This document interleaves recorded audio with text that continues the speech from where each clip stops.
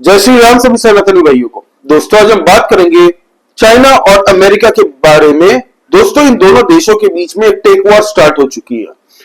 दोस्तों इस take war में आर्टिफिशियल इंटेलिजेंस को लेके ऐसी वॉर छिड़ी है दोस्तों कि अमेरिका के रातों रात लगभग $1 ट्रिलियन के आसपास में दोस्तों 9 अरब मतलब $900 बिलियन का धुम्बा लगा है। तो ये कैसे हुआ दोस्तों, क्या है इसकी वजह, इसके बारे में बात करते हैं। दोस्तों आप प्लीज लाइक कर लीजिए। हम लोग इंटरनल पॉलिटिक्स को डिस्कस करते रहते हैं भारत के अंदर की।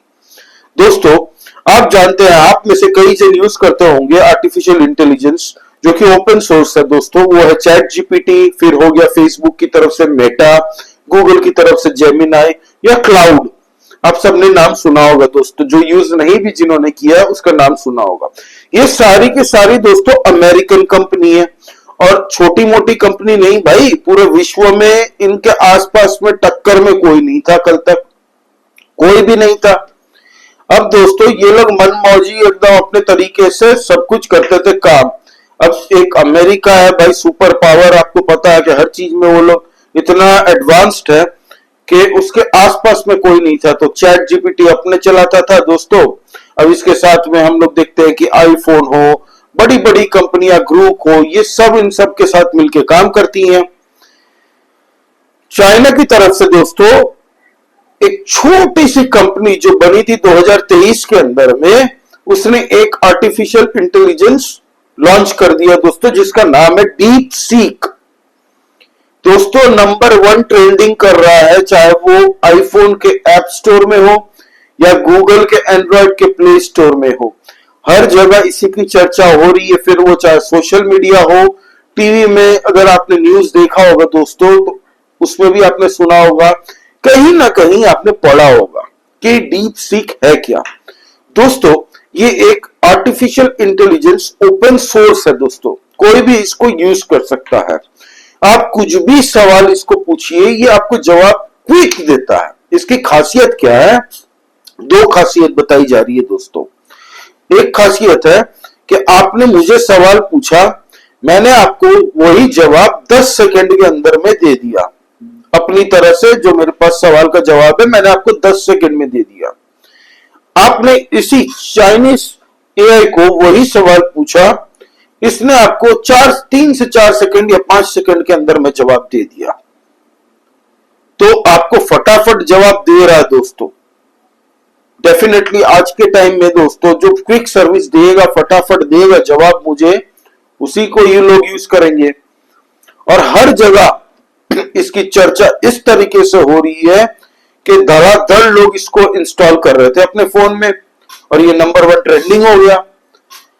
अब दोस्तों अमेरिका की जो बड़ी बड़ी टेक कंपनीज है उनको आने लग गए पसीने, क्योंकि इन लोगों ने खरबों डॉलर रुपए खर्चे करके इतनी बड़ी बड़ी कंपनियां बनाई थी। उसी के कंपेयर में अगर आप देखें तो ये चाइना की जो कंपनी है मात्र 60 लाख यूएस डॉलर में ये बनी है। कितनी? $6 मिलियन, 6 मिलियन यूएस डॉलर्स में ये कंपनी बनी है खाली चाइना की। और वही अगर ये सब कंपनी की हम बात करें दोस्तों, बिलियंस में बात होगी। फिर तो सोचिए बिलियंस में। अमेरिका की एक कंपनी है दोस्तों एनवीडिया, आपने काफियों ने नाम सुना होगा इसका, नहीं जो जानते हैं उनको बता दूं कि एनवीडिया एक कंपनी है, अमेरिकन कंपनी है, ताइवानीज उसका एक एंटरप्रेन्योर हेड है। तो उन्होंने एक अमेरिकन कंपनी है एनवीडिया।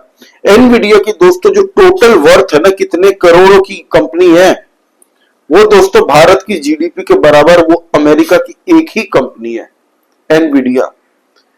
कल पता है हम लोग जब यहां पे सो रहे थे दोस्तों, अमेरिका के अंदर में $600 बिलियन भाई, 500 से $600 बिलियन स्वाहा हो चुके खाली इस कंपनी के। पसीने आ गए थे सबको। अमेरिका की टोटल मैं बोल रहा हूं ना, 900 बिलियन से ज्यादा डॉलर का धुम्बा लगा है दोस्तों अमेरिकन स्टॉक एक्सचेंज में इन्वेस्टरों को। डोनाल्ड ट्रंप ने कह दिया कि भाई ये दिखाता है तुम लोगों की औकात, जल्दी से करो कुछ। और डोनाल्ड ट्रंप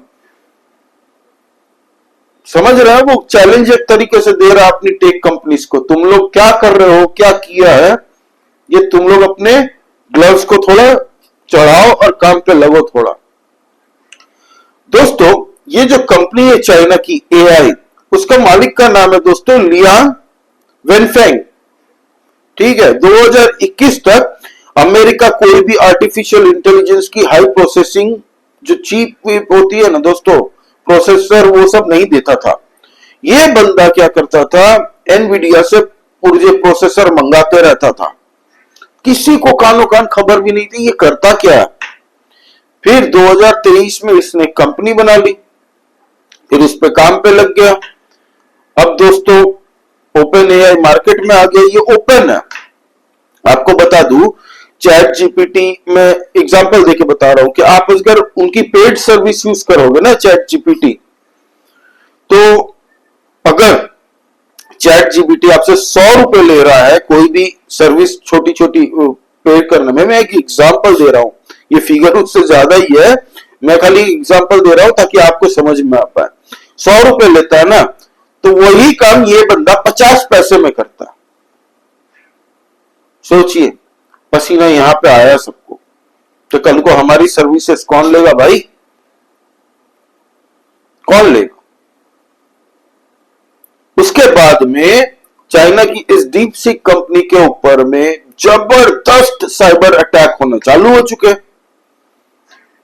ये साइबर अटैक एक जगह से नहीं दोस्तों, हर जगह से इतना भयावह साइबर अटैक हुआ कि इन्होंने अपनी सर्विसेज तुरंत बंद कर दी।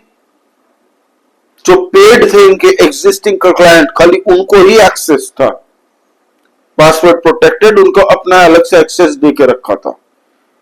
लेकिन ये जितना साइबर अटैक एक साथ में, ऑफकोर्स ही बात है भाई, बड़े बड़े शार्क से, वेल से तुम अगर पंगे लोगे तो छोटी मछलियों पे वो लोग अटैक कुछ ना कुछ कोई ना कोई तो कर रहा होगा।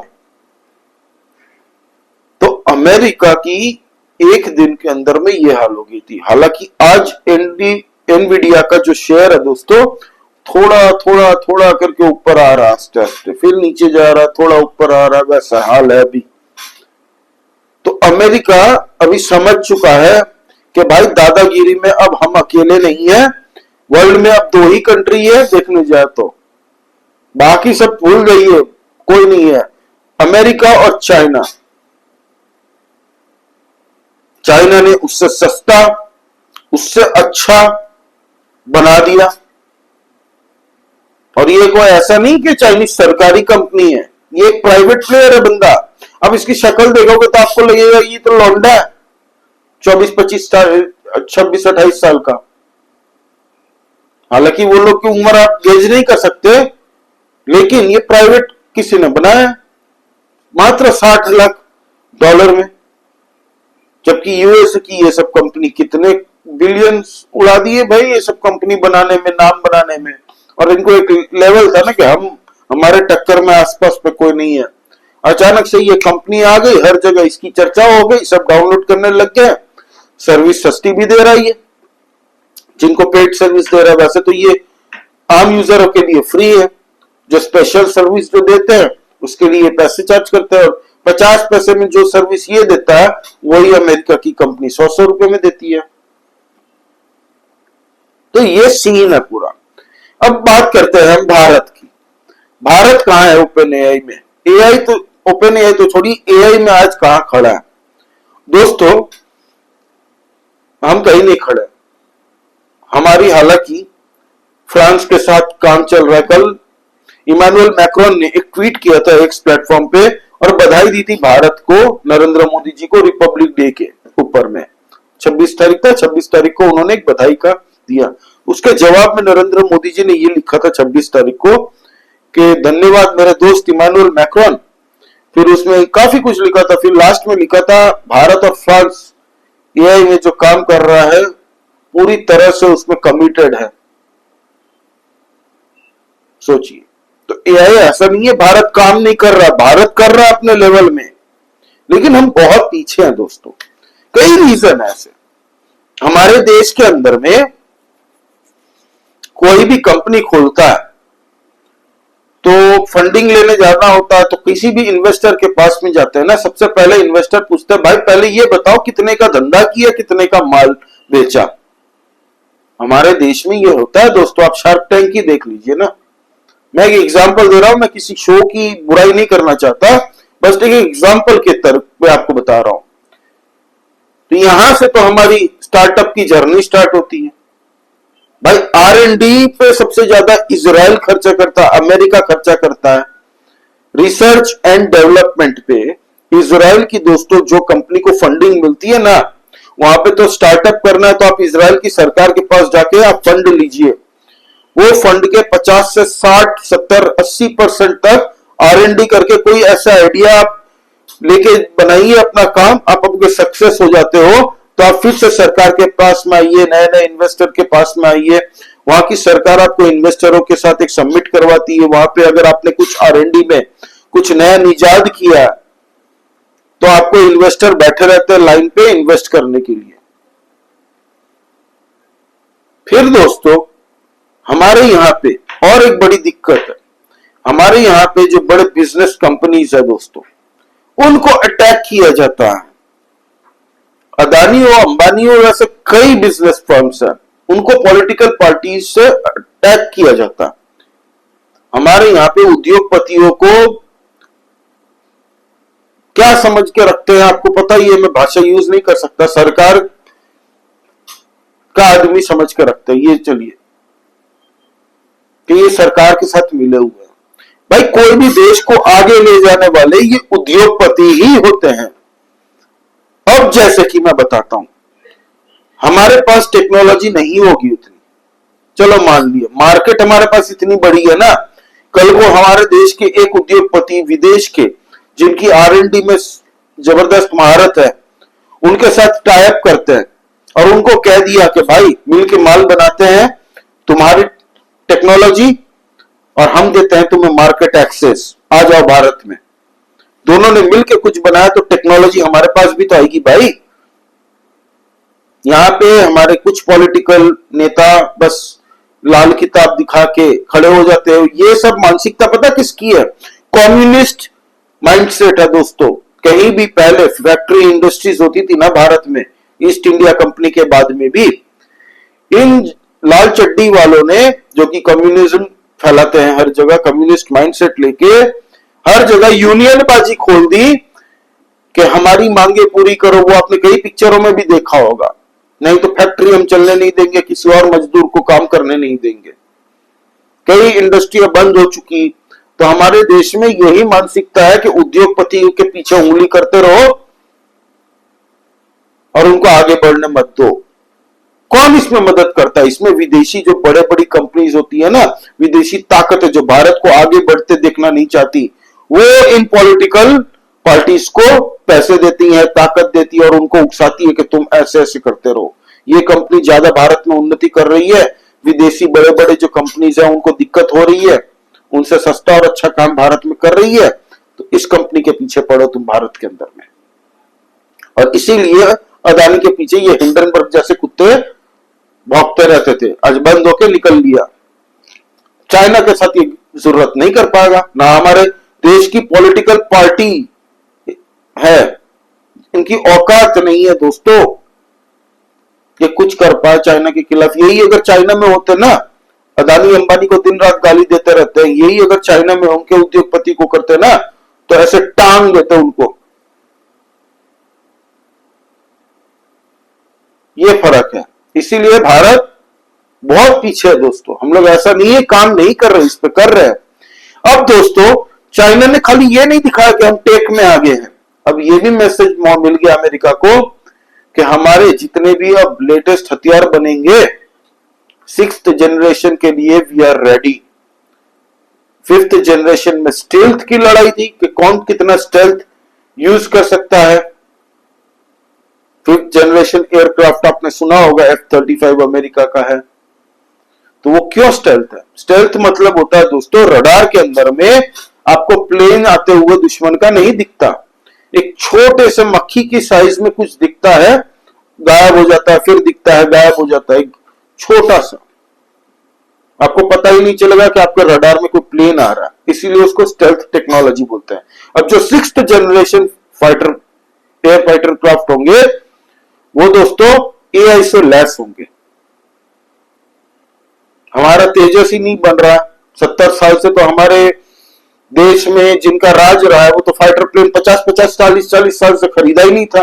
वो तो रफाल अभी आया है 2014, 15, 16 में, 16 के बाद में। तो अब चाइना ने ये दिखा दिया कि अब हम अपने ड्रोन्स भी एआई लगा के बनाएंगे, पूरी आर्टिफिशियल इंटेलिजेंस से ड्रोन्स भी बनेंगे, उनके हथियार में फिर फाइटर एयरक्राफ्ट बनेंगे, ऐसे कई हथियार बनेंगे। सोचिए एआई इंटीग्रेटेड अगर फाइटर एयरक्राफ्ट बन जाए, बिना पायलट के अगर वो काम फाइटर एयरजेट कर सकता है, कहां टेक्नोलॉजी के दौर में हम बहुत पीछे रह गए दोस्तों। इसमें कोई सरकार का दोष नहीं है, सरकार पूरी ताकत झोंक रही है कि भारत में मेक इन इंडिया आगे बढ़े, स्टार्टअप हो, लेकिन हमारी मानसिकता है ना, R&D में हम लोग इन्वेस्ट नहीं करते। कुछ भी चीज ऐसा कोई नहीं बोलता कि आप एक काम करो 2 साल तक खाली R&D करो, ये लो फंड। हमारे यहां साला दुकान खोली नहीं कि आज से ही सबको मुनाफा चाहिए डे 1 से, जबकि ये लोग पूरी टीम बनाते हैं जो R&D में ही फोकस करते हैं। कुछ हमने निजात किया, नई टेक्नोलॉजी बनाई, ये लो फिर वो जाती है मैन्युफैक्चरिंग में, मैन्युफैक्चरिंग में वो आता है, वही दिखा के फिर इन्वेस्टरों को बताया जाता है कि हमने ये R&D में बनाया है और ये हमारा विजन है कि हम ये करेंगे। फिर इन्वेस्टर बैठे रहते, ये लो इन्वेस्टमेंट चालू करो मैन्युफैक्चरिंग का काम, फिर डिस्ट्रीब्यूशन में जाता है, फिर अलग अलग तरीके से। हमारे यहाँ R&D कहां होती है भाई? हालांकि हर कंपनी जो एस्टेब्लिश्ड हो चुकी है उनकी एक R&D सेगमेंट होती है, लेकिन आज के दौर में ऐसे बहुत कम कंपनी, हमारे ऐसे छोटे छोटे ड्रोन्स की नहीं, बहुत सारी कंपनियां आई है जो कि बहुत तगड़ा काम कर रही है आज की डेट में। ड्रोन्स में भारत जितना पीछे रहता था, आज की डेट में भारत अच्छे खासे लेवल में आ चुका है दोस्तों ड्रोन मैन्युफैक्चरिंग में। और वही छोटी छोटी कंपनियां कुछ फोड़ेगी विद द हेल्प ऑफ बड़ी कंपनियां, क्योंकि स्टार्टअप खाली भारत में नहीं हो रहे, वो इजराइल की कोई स्टार्टअप कंपनी हो उनके साथ भी टाई अप हो जाए तो सरकार पूरी ताकत लगा रही है, चाहे वो इजराइल हो, फ्रांस हो, जर्मनी हो, बड़ी बड़ी कंट्रीज हो जहां पे R&D में खर्चा करते हैं लोग, तो उनके साथ हमारे देश के कुछ टाई अप करवा दे, एग्रीमेंट करवा दे कि साथ में मिलकर काम कर लो, दोनों मार्केट तुम्हारी ही बन जाएंगी एक्सक्लूसिव। तो ये हुआ है अमेरिकन मार्केट में। कल एक ही दिन में भारत की जितनी एनवीडिया है ना, $600 बिलियन एक ही दिन में फूक गया। कहा जा रहा है दोस्तों 9.25 लाख करोड़ रुपए, 9.25 लाख करोड़ स्वाहा हो चुके थे कल के दिन में अमेरिकन IT टेक सेगमेंट में। अभी ये चल रहा, और ये हवा जो बनाया ना, इसमें भी चाइनीज लोगों की ही मिली जुली है, ये पूरी रिवर्स इंजीनियरिंग से बनाई है दोस्तों। चलो जैसे भी बनाई, मैं कहता हूं चोरी करके भी भले बनाई, बना ली ना, ये होता। और चाइना के बहुत सारे पत्रकार, न्यूज चैनल्स वैसे हमारे देश के अंदर भी है जो उनका प्रोपेगेंडा गाते हैं, उनकी दलाली करते हैं। यहाँ पे अमेरिका के अंदर में भी है। हवा बनाओ, खाली आर्टिकल लिखवाओ अपने लोगों से, हवा बनाओ, बनवा भी दिया। और ये हवा में फटा खाली, ये जो शेयर बाजार हुआ है ना, ये खाली हवा था डीप सीक का, इसीलिए अचानक से साइबर अटैक सब होने लग गए इसके ऊपर में। तो ये है दोस्तों अब तक की स्टोरी। आप प्लीज सब्सक्राइब करिए इस चैनल को दोस्तों, लाइक कीजिए इस वीडियो को, कमेंट करके बताइए आपका इस बारे में क्या कहना है। आप कुछ ऐड करना चाहते हो तो प्लीज कमेंट करके बताइए। और दोस्तों नया चैनल, हम लोग इंटरनल पॉलिटिक्स को डिस्कस करते रहते हैं। आज सुबह में दिल्ली में जो इलेक्शन हो रहे हैं, अरविंद केजरीवाल की बौखलाहट के बारे में जो वीडियो बनाया था वो आपका प्लीज देखिए। जय श्री राम सभी सनातनी भाइयों को। जय हिंद, वंदे मातरम।